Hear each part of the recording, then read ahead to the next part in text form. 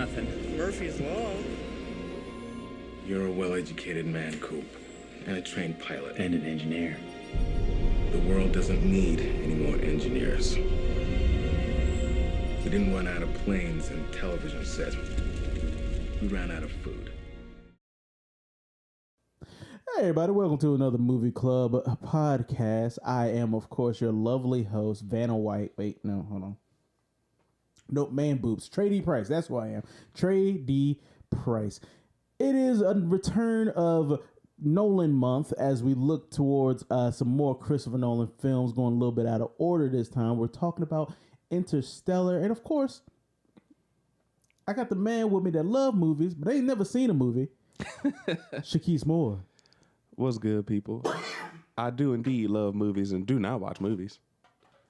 I also love shows. Do not watch shows. I'll rewatch some first.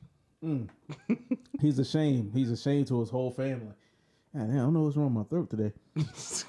It had to be today, right? Like I can talk. I talked for 2 hours yesterday. Like today has to be today.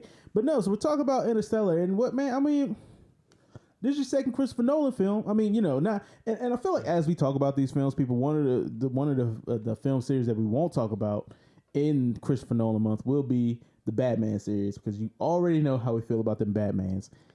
Ooh, already. There it is. That's really all you need to say. Just say it again for the people. Ooh wee. I didn't know it was gonna be that long, but yes, that is exactly. You made the waveform look like a penis. Anyway. Wow. Now you can't unsee it. But no, so you already know how we feel about those. So now we're talking about the ones that we either like. I've seen Inception once, but I haven't seen, or like twice, like once or twice. But I haven't seen any of his other films, and now, you know, so we want to talk about those more instead of, you know, the rehash the stuff that we already liked. But you haven't seen a Christopher Nolan film apart from the Batman films. You don't know his oeuvre. So what did you think of Interstellar? Okay, so I said this on the Memento podcast. Mm-hmm. Christopher Nolan loves to start his movies not in order. He does not ever start his story at the beginning. Mm-hmm. He just doesn't, and I really like that. I know some people might like, oh, well, the story should start where it goes. Shut up, Morty. No, I actually really like this the storytelling technique, because you don't realize that you started at the beginning until you get to the end. Mm-hmm. So it's like a cyclical journey that kind of adds a little bit of replay value or rewatch value to his films. And it doesn't hurt that they're actually really good. Right. So, and specifically with Interstellar, this movie, just off of last night, I think I like Memento better. Mm-hmm. Just because it's a little, well, grounded, you know. No pun intended. I feel like that was pun definitely intended. Not, he looked not intended. proud when he said that. No, I was just like, that was shame. It syncs with me a little more. It's a little more personal just because, you know, that's my future. But Matthew McConaughey does does a really great job in this movie. This movie is just people acting they asses off, just doing great jobs. I feel like you could say that for every, like, that's something I've noticed across the board with every Christopher Nolan films, including the Batman films, is that everybody comes and shows their ass. He knows. I will credit every actor, and I will say Christopher Nolan knows how to direct his people. Yeah, he really does. Like he just knows what works for him. I believe this is the term, an actor's director, right there, because he knows how to use. I'm probably using that completely out of source. Like that's not what it is. In Trae's definition of an actor's director, he is that.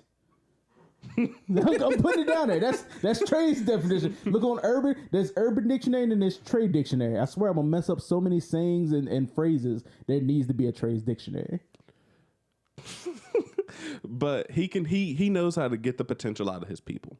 Really great cinematography, great framing, great shots. The music is the sound design, honestly, in this movie was really good. Really great pacing, great timing. I like that when they first get into space, everything shuts down. Mm-hmm. There's no sound until they start with the beeps and the boops, and or someone talks in the mask. That's definitely something that I feel like this movie is an homage almost to 2001: A Space Odyssey, because that same thing happens in 2001. That's like the first movie I've seen to take space so seriously, where when you're in space you hear no sound because obviously sound doesn't travel in space, but when you're in the shots that are interior shots, all the sound comes back, and it's used to a really great degree, and I believe the same thing happens here. There's even a similar shot where Matt Damon's character, who was just an asshole in this film. Fuck Matt Damon. Dr. Mann? Yeah, Dr. Mann. Yeah. Fuck that guy. Seriously. He's trying to interlock with the station, with the ship that he's just stolen. Dumbass. He tries to interlock with the station but can't do it because he's been like locked out pretty much.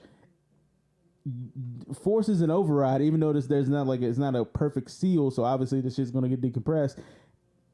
Opens the latch anyway, even though they try to warn this man multiple times, and it goes like into an instant explosion. But it like as soon as like an excellent cut, like the explosion starts, but then it cuts to the exterior, so the sound just like, yeah. And that's amazing. That is amazing. It's great on two levels, because it's like it's what you would expect, but it's also not what you expect, because you expect to see the explosion, and in this time period of Michael Bay, the explosions are huge and grandiose, and they obviously make a lot of noise, and then you just subvert all the expectations. It's seemingly anticlimactic, but it's not, because it's the moment is so dramatic, and it's a peak in tension. It's just so it's fucking good, man. It's just fucking good. But Matt Damon, as shitty as your character is, as much as I hate him, he was needed. He was needed for the future of humanity. Old Judas. Yeah. And that's one of the things I like to get into is like the sort of ending of the movie where everything. So like I like this movie, right? And I do feel like it is. I feel like this is a more digestible 2001: A Space Odyssey. Because where 2001: Space Odyssey, in my opinion, Kubrick's best film. Okay. But it is also his most unwatchable film.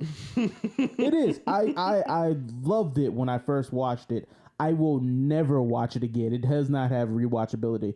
This is made. Interstellar is made to be digestible. It is made like the very fact of, and the movie does have a lot of themes of science versus faith.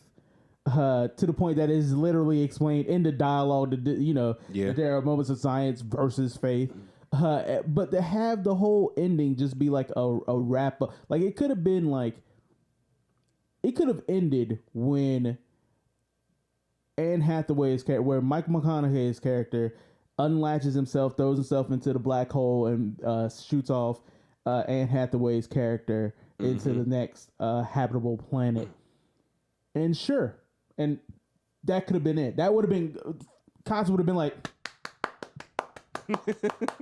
you know what I mean? That's because, Earth is doomed, or is it doomed? Did they save Earth? Did they not save? Did the coordinates get back to the quantum? You can leave all that in the air. This movie kind of would have felt so very different had it been that. I'd have been like, all right, give me a sequel. I need it now. I need that. But they wrapped everything up in this like romantic, hopeful bow. And I don't know, how did that make you feel? Well, that the whole ending, I just got a better summary, that everything was solved with the power of love. Man, cause see, man, this movie took me on a whole roller coaster ride, right? Cause it's like, even like 20 minutes in, I was like, let's pause me for a sec. Let me make sure I have like grounding. It's like, is this a post-apocalyptic world? What the hell happened? So like everything is like, it's so depressing a movie that the only thing that they can grow for food is corn and okra. I thought okra died the year before. Oh, there was still a dude out there growing okra. And Okay. they're like, okra's dying. Corn's gonna survive. And then dude's like, yeah, corn going too. Okay. And then it's just so depressing, right? And so they have we sent all these people out. They're most likely almost everybody's dead. Go find the people that lived. Mm-hmm. Okay, there's maybe a glimmer of hope. I don't even know how long into the movie. Yeah, so everybody back home is gonna die, and all these tubes and all these incubated kids. Yeah, that's the future of humanity. I'm just like, bro, no, he didn't. Doc lied. Of course he lied. Of course he lied, bro. But I didn't see it coming like that. Mm-hmm. And then there's the black hole. I was like, okay, so the movie's gonna be over. Mm-hmm. No, warping space time, like the other side of the black hole. Like, yo, this. I thought they were gonna do some Paradox like shit from like Ben 10. Remember Paradox, that character? No. Where he gets flung outside space time and lives through eternity multiple times and goes insane and becomes sane again and is actually insane. Thought they were gonna do something like that, but I saw the twist coming. The twist that he was the ghost. I saw that coming when they went to the wormhole, and I heard the voice. I don't know what it said. I heard like no.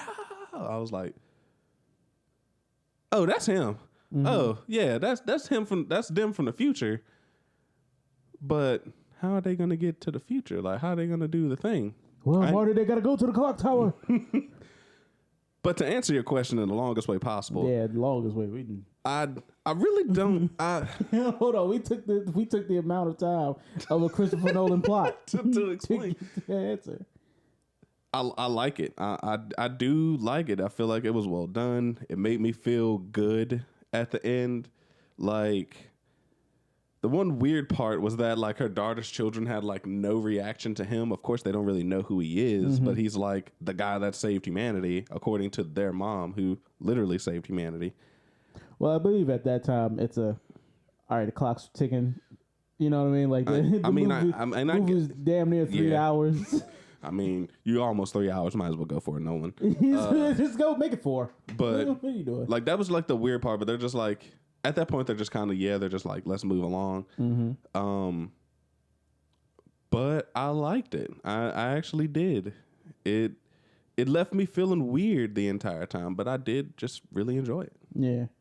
How'd you feel about it? I know we ain't cots who would hate the ending of this movie because it has a little bit of hope in it. No, they survived. No, I honestly, I don't know how I feel about this because I feel like it would have been ballsy to do the other ending, to do it in a way where there is no hope or the hope is left up in the air. Mm-hmm. But man, I don't know. Life gets so depressing that I was like, okay, this is maybe we need to feel good. Like, we already have, like, 2001's ending is just kind of like already out there, and you know the evolution of mankind into space baby. I guess I don't even know what. This is just me just revealing myself as an idiot who doesn't understand 2001 because it's not meant to be understood. But I sure, let him have this. We have a lot of stories that are just like hopeless and dark and truthful to the way nature is, if that is the way you perceive it. So I don't mind this ending. I don't mind. I could have taken it either or, honestly. If it had been one way, I'd have been like, well, I'm just going to go to bed tonight and just regale myself with happy dreams. But I got this, and I just felt like, yeah, warm and fuzzies.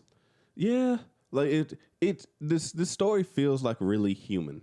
Yeah, it feels like a really human story. A human story in space. Yeah. Yeah, I don't mind that.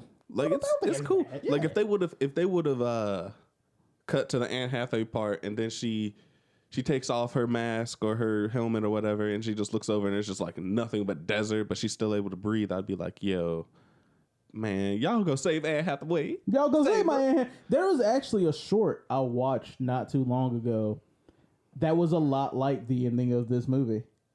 Interestingly enough, I can't remember. I wish I remembered what the short was, but it was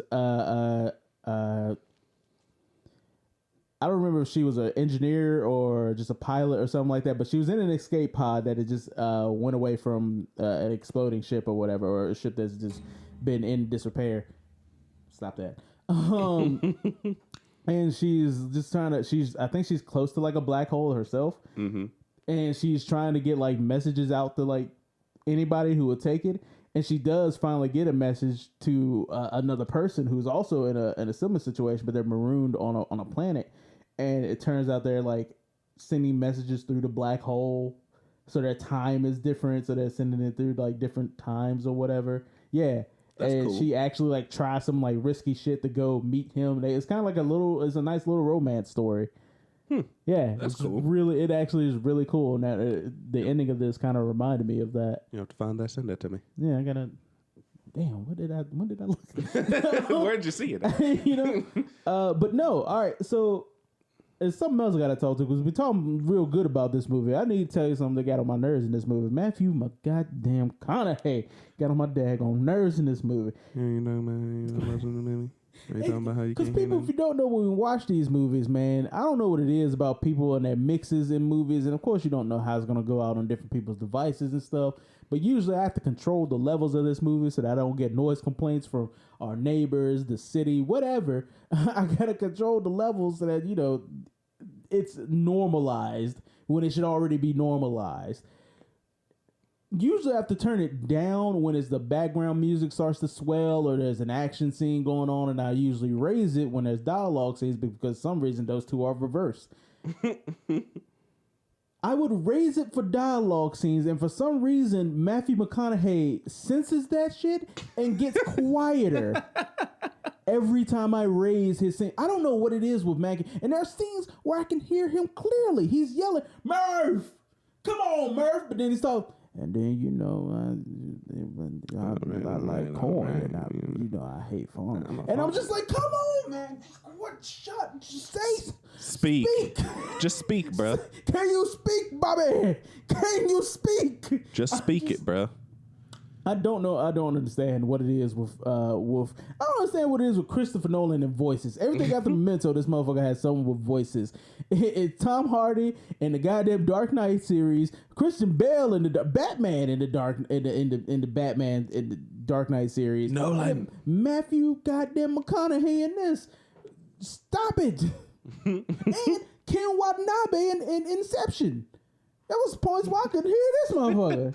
Bro, I love me some Ken Watanabe. There were a lot of points in Inception where I just couldn't understand what they were saying, and I just gave up. Like I was too tired, bro. I don't know what it is. That's probably my biggest problem with this movie is not being able to understand half the shit. Matthew McConaughey, bro. Yeah, that's just how it is. That's just how. Bruh. All these people in these pictures mumble. And you say that all the time, but usually I don't have that problem. I don't usually have that problem. You had that, bruh. I have that problem all the time. This was the movie that I was like, no. We're gonna have to. All these Matthew McConaughey's in these movies mumble.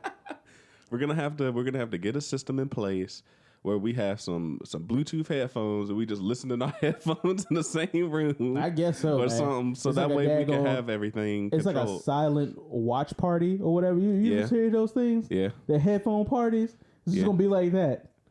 Dumb. This dummy dumb. Or we might just have to get a better speaker system. I don't think it's a speaker system. I mean, I don't think it is either. These are the speakers that Cox gave us, which are nicer than the ones we were using before. Much nicer. Very clear.